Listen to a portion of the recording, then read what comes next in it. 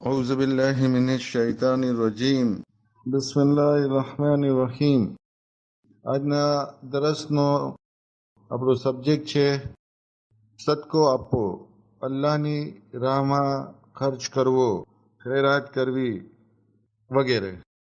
સૌથી પહેલા દર્સનો આગાઝ કુરાનની આયતથી કરીએ. સૂરે બકર, કુરાનનો બીજો સૂરો, આયત 195, 195માં અલ્લાહ ફરમાવે છે. અરબી આયતનો ટુકડો લેતા જઈએ અને એનો મફહૂમ આપણે સમજતા જઈએ. અલ્લાહ કહે છે વઅનફિકુ ફી સબીલિલ્લાહ, અને રાહે ખુદામાં, અલ્લાહની રાહમાં ખર્ચ કરો, અલ્લાહની રાહમાં તમે વાપરો, સદકો આપો, ખૈરાત આપો, લોકોને મદદ કરો. પછી આગળ કહે છે વલા તુલકુ બેઅયદીકુમ ઇલા તહલુકતે, અને પોતાના નફ્સને હલાકતમાં નહીં નાખો, પોતાના નફ્સને હલાકતમાં નહીં નાખો. વ અહસિનુ, અને નેક વર્તાવ કરો, લોકો ઉપર અહેસાન કરો, લોકો ઉપર ભલાઈ કરો, લોકોને મદદરૂપ થાઓ. વ અહસિનુ, લોકોને ઉપર અહેસાન કરો. પછી કહે છે આગળ ઇન્નલ્લાહ યુહિબ્બુલ મુહસિનીન, બેશક અલ્લાહ આ અહેસાન કરવાવાળાને, નેકી કરવાવાળાને, ખૈરાત કરવાવાળાને, સારા અમલ કરવાવાળાને દોસ્ત રાખે છે, એને ચાહે છે, એને પસંદ કરે છે. આ રીતે અલ્લાહ આપણને અલ્લાહની રાહમાં ખર્ચ કરવાનો હુકમ આપે છે. રસૂલુલ્લાહ શું કહે છે? રસૂલુલ્લાહ સલ્લલ્લાહુ અલૈહિ વસલ્લમ ફરમાવે છે સદકો આપવાથી માલ ઓછો થતો નથી. સદકો આપવાથી માલ ઓછો થતો નથી. આપણને જાહેરાન લાગે કે મસલન આપણા ખીચામાં 10,000 રૂપિયા હોય અને 5,000 રૂપિયા આપણે કોઈને હેલ્પ કરી, મદદ કરી, તો જાહેરાન આપને લાગે કે 5,000 ઓછા થયા, પણ હકીકતમાં અલ્લાહ છે એ આપણને ગેબથી આપી દેતો હોય છે, બીજા રસ્તાથી આપી દેતો હોય છે, માલમાં આટલી બરકત આપી દેતો હોય છે. એટલે રસૂલુલ્લાહ કહે છે કે સદકો આપવાથી માલ ઓછો થતો નથી. પછી આગળ કહે છે સદકો આપનાર સૌથી પહેલા જન્નતમાં હૌજે કૌસર ઉપર મારી પાસે આવશે, સૌથી પહેલા આવશે હૌજે કૌસર ઉપર. પછી રસૂલુલ્લાહ આગળ હદીસમાં આપણા હયાતી માટે અગર આપણે સદકો આપીએ તો કેટલો અઝીમ સવાબ છે એ સમજાવતા કહે છે કે પોતાની જિંદગીમાં એક રોટલો કોઈ આપે તો તેની પાછળ 70,000 દિનાર રાહે ખુદામાં વાપરવા કરતા બહેતર છે.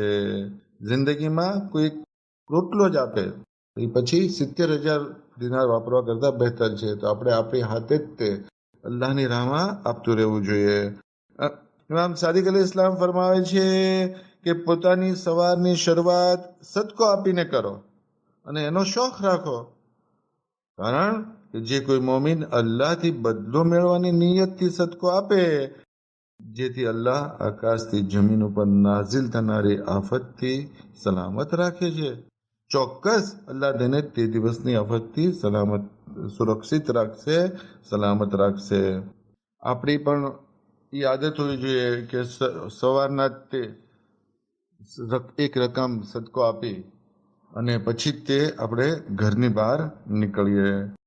ઇમામ સાદિક અલી ઇસ્લામ બીજી હદીસમાં કહે છે કે પોતાના બચ્ચાઓને, પોતાના બાળકોને હુકમ દો કે પોતાના હાથથી રોટલીનો ટુકડો અથવા મુઠ્ઠીભર અનાજ અથવા કોઈ ચીજ, ભલે પછી ઓછી પણ કેમ ન હોય, રાહે ખુદામાં સદકો દીધા કરે. હવે બચ્ચાને બી સદકો આપવાની ટ્રેનિંગ આપવાની, કેમ કે એ બી મોટો થાય તો એ વાપરતા શીખશે. ઇમામ સાદિક અલી ઇસ્લામ ફરમાવે છે જ્યારે તમે મુસાફિર ઉપર જવાનો ઈરાદો કરો તો નીકળવાથી પહેલા સદકો આપો અને આયતલ કુર્સીની તિલાવત કરો. હવે આપણે જ્યારે મુસાફરી જવાનું થાય ત્યારે બી કહે છે કે આપણે ખાસ સદકો આપી અને નીકળવું જોઈએ. હવે બીજું કીધું આયતલ કુર્સી પડવી જોઈએ. અને આપણે નમાજના દર્શમાં બી કરી ચૂક્યા કે જ્યારે બી આપણે મુસાફરી નીકળીએ તો 2 રકાત નમાજ પડી અને પછી છે એ આપણે મુસાફરી આપણી શરૂ કરવી જોઈએ. હવે સદકો આપવાનો ફાયદો કેટલો છે એના વિશે એકાદ બે વાક્ય સાંભળી અને આપણે પૂરું કરીએ. મરહુમ નૂરી પોતાની કિતાબ કલેમતુ તૈયબામાં સદકાત, ખૈરાત અને રાહ ખુદામાં ખર્ચ કરવાની ફઝીલતના બારામાં 40 વાક્ય નકલ કર્યા છે. તેમાંથી એક વાક્ય આપણે જોઈએ કે એક ભરોસામંદ માણસ છે કે છે કે એક વખત અમારા એરિયામાં દુકાળ પડ્યો, કહત પડ્યો. દુકાળ એટલે કે પાણી ખૂબ ઓછું વરસવું અથવા ન વરસવું. મેં મારી અનેક જમીન હતી. એક જમીન નદી કિનારે હતી, તેમાં જઉં વાવ્યા હતા. જઉં, ઘઉંની જેમ જઉં આવે, જઉં વાવ્યા હતા. બીજી જમીનના મુકાબલામાં છે મારી જમીન ઉપર જઉં છે સારા ઉગ્યા હતા. હવે આ જમાનો દુકાળનો હતો, વરસાદ બહુ ઓછો થયો હતો, આ થયો જ નહોતો. તો દરેક પ્રકારના લોકો શક્તિ અને ભૂખના શિકાર હતા. જમવાનું નહોતું, અનાજ નહોતું. આ પરિસ્થિતિ જોઈ અને મારું દિલ છે એ ભરાઈ આવ્યું અને પછી મેં નક્કી કર્યું કે આજે નદી કિનારે જમીન છે, એના જઉં છે એ અલ્લાહની રાહમાં આપી દેવા છે. આ નક્કી કરી હું મસ્જિદમાં આવ્યો. જમાતના વખતે નમાઝ પછી એલાન કરી દીધું મેં કે મારી આ જગ્યા નદી કિનારે છે ગામની પાસે, એમાં મેં જઉં વાવ્યા છે. જેને જોવે એ બધા પોતપોતાની જરૂરિયાત પ્રમાણે જઉં લઈ આવે.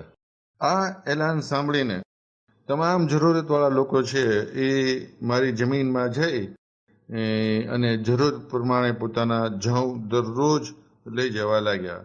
હવે મને આ જમીનના ટુકડા વિશે કાંઈ ખબર નહોતી, કેમ કે મેં તો આપી દીધું હતું. બધા લોકો જતા હતા અને પોતાના જરૂરત મુજબ લઈ આવતા હતા.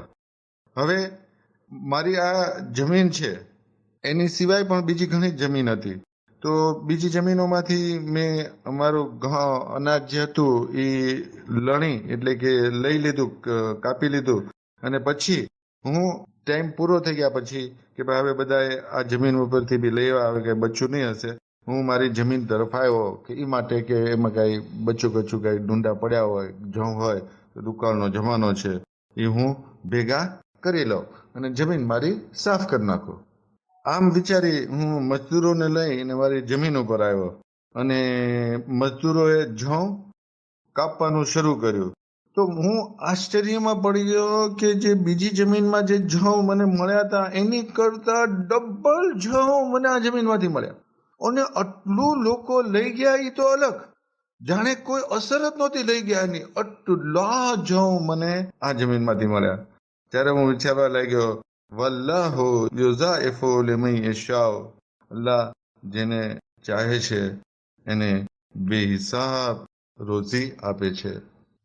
આવી જ રીતે બીજો વાક્યો કે એક માણસને અંગૂરનો બાગ હતો, અંગૂરના ઝાડ હતા એના વાડીમાં.